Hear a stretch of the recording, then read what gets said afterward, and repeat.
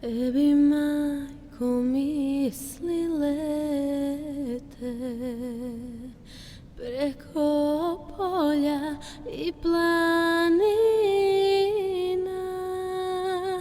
Iz daleka primi pozdrav od jedinog tvoga sina.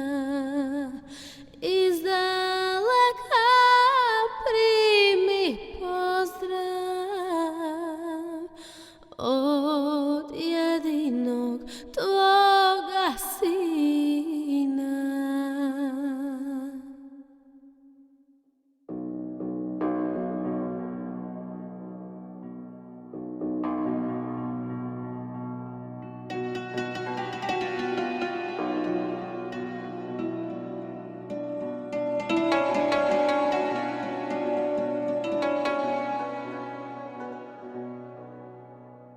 U tuđini ja sam sada, daljina nas rastavila. Da li ću te ikad više ja vidjeti,